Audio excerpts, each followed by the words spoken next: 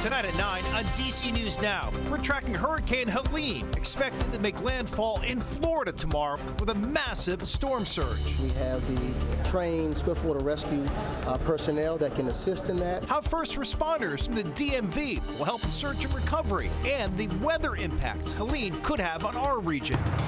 Hi everyone, tracking the latest with Hurricane Helene and the impacts for the DMV. Forecasts coming up.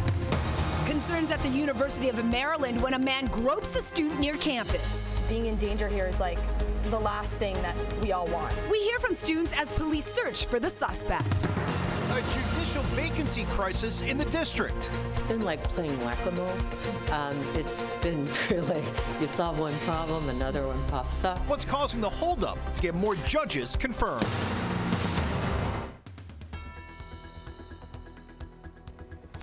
We begin with breaking news now at 9 o'clock. We're tracking Hurricane Helene, expected to make landfall in Florida tomorrow night. Hi, everybody. Thank you for joining us for DC News Now at 9. I'm Chris Flanagan. And I'm Susan Tran. So according to the National Hurricane Center, Helene is likely to become a major hurricane tomorrow. And here locally, Virginia Governor Glenn Youngkin has already declared a state of emergency in advance of this storm. Yeah, take a live look right now. This is in Florida, just outside of Tampa. Hurricane Helene expected to be a monster storm, the largest hurricane in 20 years. Evacuation orders been issued in several counties all up and down the coast there. Heavy rain and whipping winds seen here in Mexico today. Just take a look at these images as Hurricane Helene moved on through. This is video from an island north of Cancun. The National Hurricane Center warns that Helene could bring life-threatening storm surge as well as flooding. And Maryland Task Force 1 is heading south to help with the expected aftermath of Helene. 45 members from departments all across the area are part of the urban search and rescue team. They say they are ready to help out wherever they're needed. Officials say this deployment is for swift water rescue. Have assets that can get people out of areas that are immersed with water that are normally not immersed with water. So we have the boats that can do that. We have the trained swiftwater rescue personnel that can assist in that. And then in the unfortunate, if someone is missing, we have the capability to help with our canines to help find them. That team is headed to Atlanta, Georgia. Their deployment is expected to last 10 days, but that could be extended depending on the severity of the hurricane.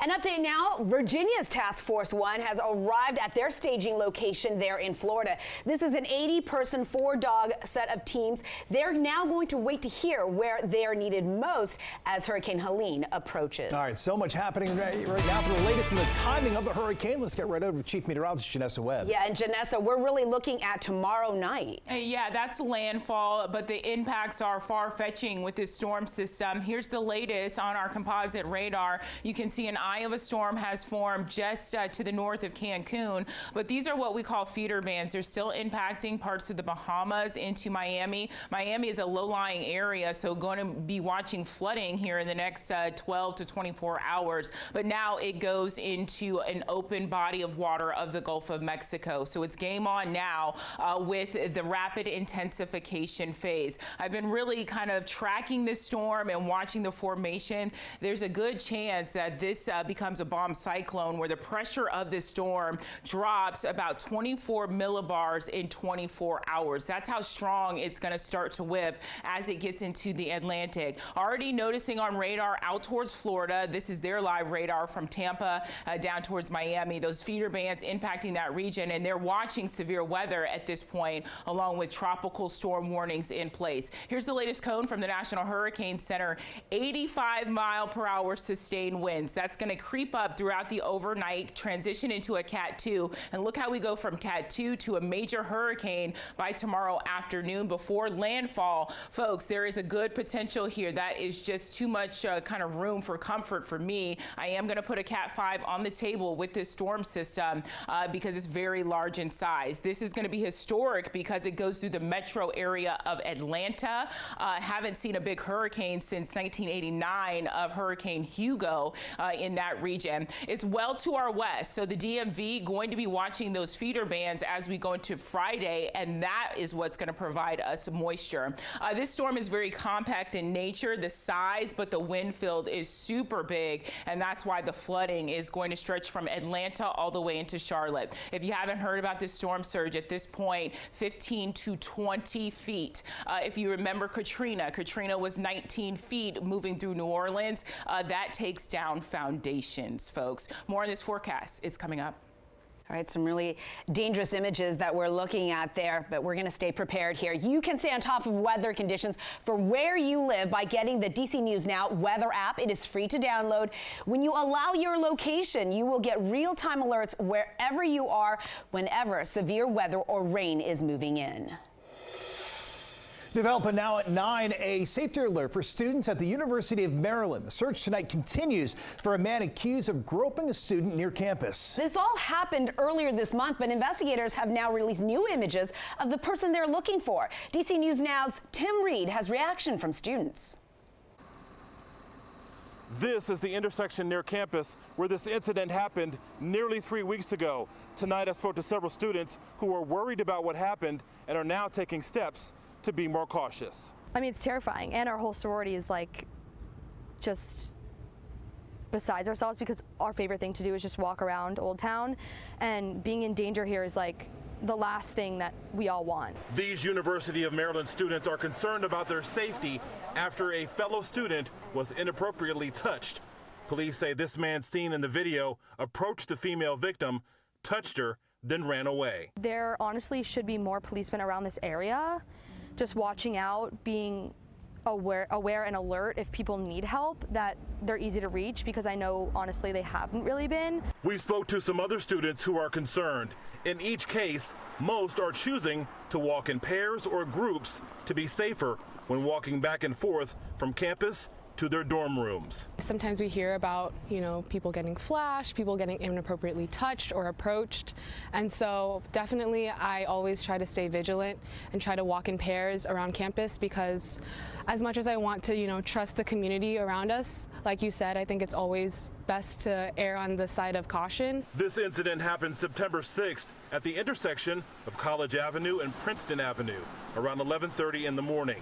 The suspect was wearing a black shirt and red jogger pants, and police are still searching for him. My heart goes out to that girl that this happened to. Yeah, I think we all have to be definitely more careful. Like, I think we've all kind of placed limitations on ourselves. Like, we generally don't go out at night. Unlawful touching is a 4th-degree sex offense. Authorities are asking if anyone has any information about this case to contact police. In College Park tonight, Tim Reed, DC News Now. In the Commonwealth, tonight a Northern Virginia school district is hoping students and parents are listening to an important conversation about health. Alexandria City Schools saying substance use and mental health issues are prevalent, not only in the city, but all across the area. Our Max Marcilla joining us live outside Alexandria City High tonight. And Max, tonight the superintendent led a panel discussion with a number of people. That's right, Chris. We heard from PTA members, people working in mental health, the very people whose jobs it is to keep the students inside these buildings safe and well. Now, during this discussion, the message was clear. They want to make sure all the parents and students at this school district know of the resources that are available to them that many students could use. Most youth are not using substances. It was ears open learning as much as hands-on learning.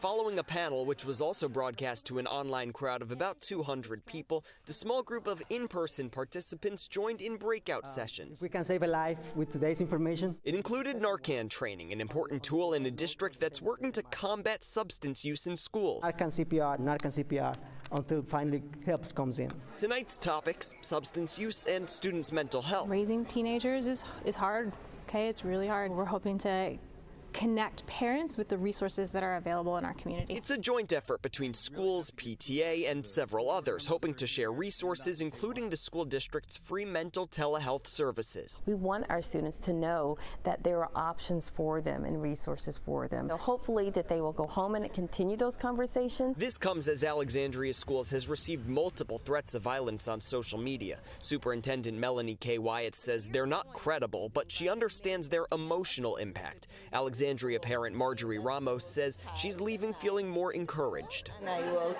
scared at some point, but now I'm free. I'm feeling better now that I see that the communication between the school and the parents are good. And one of the things that we learned tonight was that the number of substance abuse cases that the school district is tracking has gone up over the last several years, up until last year where it kind of plateaued. The school district says that's partially because of the problem, but also partially because of the awareness of the resources. Of course, that's how they track one of these substance abuse cases. Reporting live in Alexandria, Max Marcella, DC News Now. All right, Max, thanks for keeping us updated. New tonight, Lyft is stopping its electric scooter service in the district at the end of the month. The company says it is narrowing its focus on bikes and e-bikes. And Lyft says riders can still use the app to take a Capital bike share or request a ride. In the district, there is a new wing at the Superior Courthouse. It adds more courtrooms and judicial chambers. Yeah, but with the added space, a problem still remains. There's not enough judges to hear cases. Our reporter Marielle Carbone live tonight at the courthouse. And Marielle, this has been a long-standing problem. We're talking decades, right? Yeah, Susan, it's been years since there's been a full complement of judges here at the D.C. court system, and right now they are down 10 judges across the board. Those vacancies, they lead to an array of problems in the court system. As the D.C. Superior Court celebrates one victory, the addition of 6 new courtrooms, a major challenge still exists: judicial vacancies. It's been like playing whack-a-mole. You solve one problem, another one pops up. Judge Anita Josie Herring is the outgoing Superior Court Chief Judge and says the vacancy rate is a major issue. We have a responsibility to the public to dispose of the cases that come before us. Right now, there are 10 judicial vacancies in the D.C. court system, 8 in Superior Court and 2 in the appeals court. The lack of judges, paired with an increase in crime, is leading to a backlog in trying and closing cases. According to the D.C. courts, the average age of a criminal case is 200 days higher than in 2019. I must note my deep concern with the long-standing judicial vacancy crisis. The holdup comes in the approval process, with the Senate responsible for confirming D.C. judges.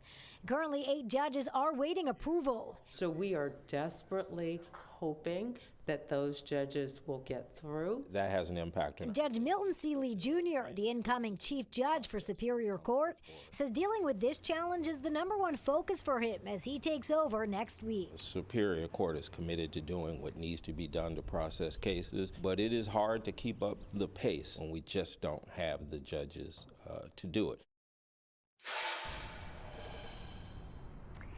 And Congresswoman Norton, she did put forward some legislation to try and speed up this process, specifically allowing judges to be appointed after a congressional review period instead of Senate review and approval. But that bill, it is still waiting in committee. Reporting live downtown tonight, I'm Marielle Carbone, DC News Now.